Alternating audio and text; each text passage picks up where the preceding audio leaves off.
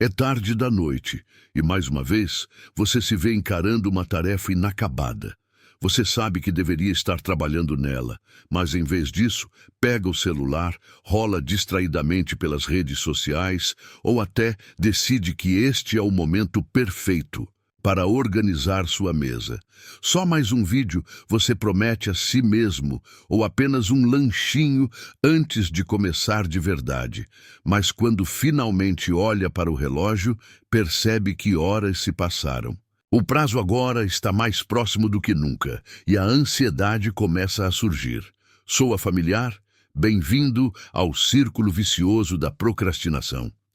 Mas por que insistimos nesse comportamento, mesmo sabendo que ele nos prejudica? E mais importante, ainda, como podemos nos libertar desse ciclo destrutivo? A resposta não se resume apenas à força de vontade ou a uma melhor gestão do tempo. Ela está profundamente enraizada na psicologia, na neurociência e, acima de tudo, nas nossas emoções. Ao contrário do que muitos acreditam, procrastinar não é sinônimo de preguiça.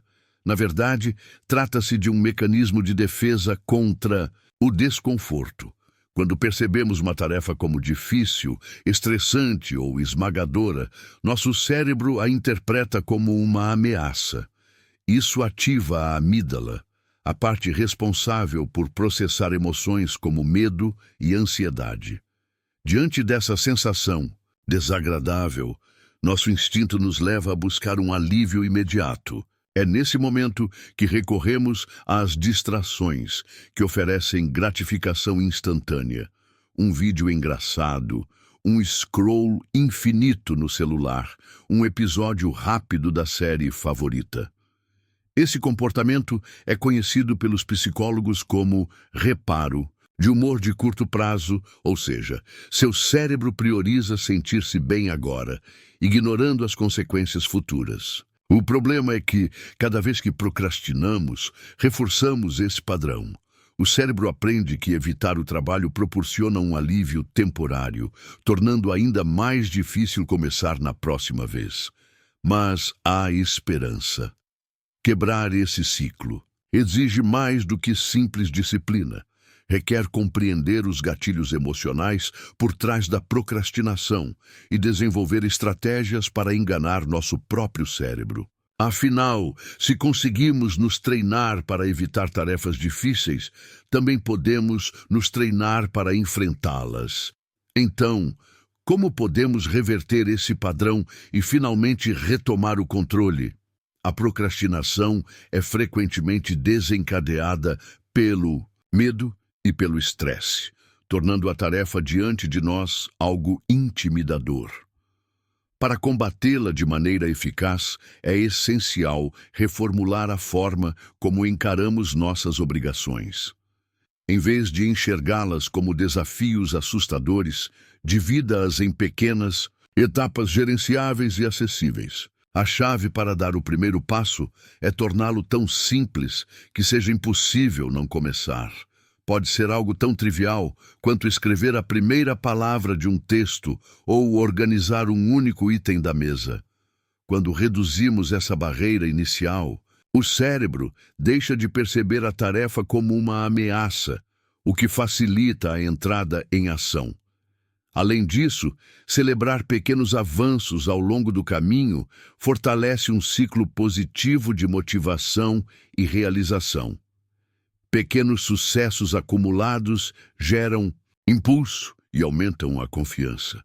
Muitas vezes, a procrastinação está ligada ao perfeccionismo. O medo de não fazer algo bem pode paralisar a ação. Por isso, em vez de se preocupar com a qualidade final, concentre-se no simples ato de começar. Diga a si mesmo: só preciso escrever a primeira frase, ou vou dedicar apenas 5 minutos a isso. Essa técnica se apoia no efeito Zeigarnik, que demonstra que nosso cérebro odeia tarefas inacabadas. Depois de iniciar algo, há uma tendência natural de querer continuar até concluir. Uma estratégia surpreendente para vencer a procrastinação vem das pesquisas sobre dopamina e motivação. Em vez de esperar pela inspiração certa, experimente se colocar em uma situação ainda mais desconfortável do que a tarefa que está evitando. Por exemplo, sente-se sem fazer nada por alguns minutos, sem olhar o celular ou se distrair. De repente, a atividade que antes parecia difícil pode parecer uma opção muito mais atraente. Outro método eficaz é desafiar seu corpo e mente antes de iniciar a tarefa. Tome um banho frio, faça um treino intenso ou tente resolver um quebra-cabeça complexo. Essas ações exigem esforço e ajudam a tirar o cérebro do modo passivo de evitação, tornando-o mais disposto a enfrentar desafios.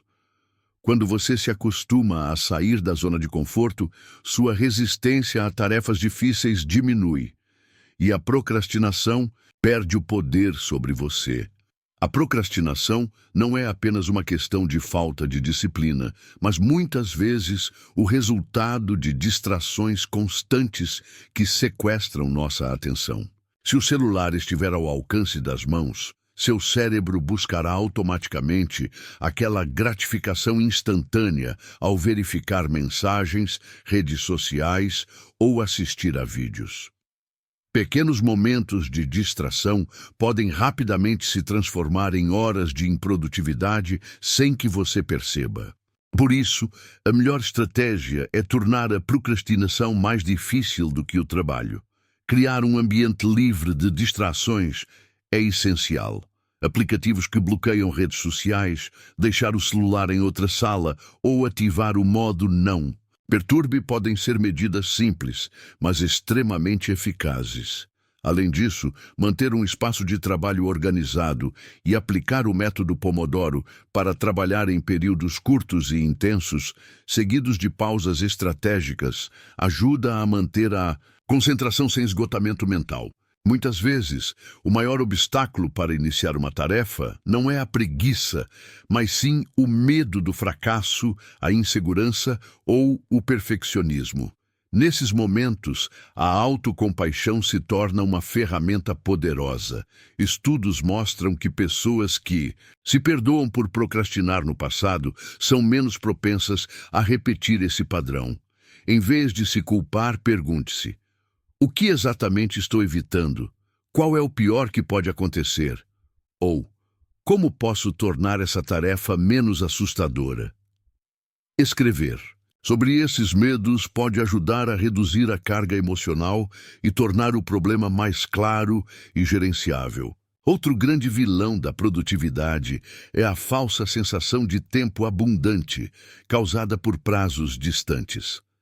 Para combater isso, criar prazos artificiais pode ser uma estratégia eficaz.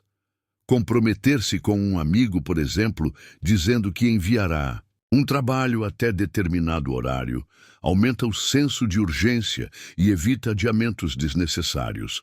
Além disso, tornar a responsabilidade pública reduz a tentação de desistir. Se ainda assim houver resistência para começar, uma técnica interessante é a do Temptation Bundling, que consiste em combinar uma tarefa desagradável com algo prazeroso. Ouvir um podcast favorito apenas enquanto se exercita ou assistir a um episódio de uma série somente após concluir uma tarefa difícil pode transformar obrigações tediosas em momentos mais toleráveis e até agradáveis. Pequenas mudanças diárias fazem uma grande diferença. O primeiro passo pode ser difícil, mas uma vez iniciado, o impulso para continuar torna tudo mais fácil. A procrastinação pode parecer tentadora no momento, mas o alívio e a satisfação de ter concluído uma tarefa são sempre mais recompensadores. A verdade difícil sobre a procrastinação é que ela não se resume apenas à má gestão do tempo, mas está profundamente ligada à maneira como nosso cérebro lida com estresse, desconforto e medo. No entanto, a boa notícia é que, assim como procrastinar é um hábito, superá-lo também pode se tornar um.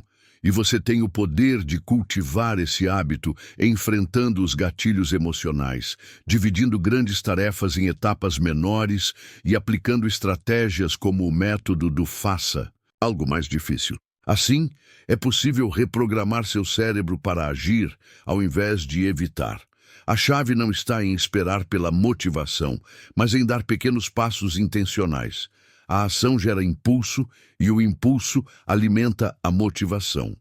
Portanto, da próxima vez que você se vir preso no ciclo da procrastinação, lembre-se, começar é sempre a parte mais difícil, mas, uma vez que você dá o primeiro passo, perceberá que o desafio não era tão grande quanto parecia em sua mente.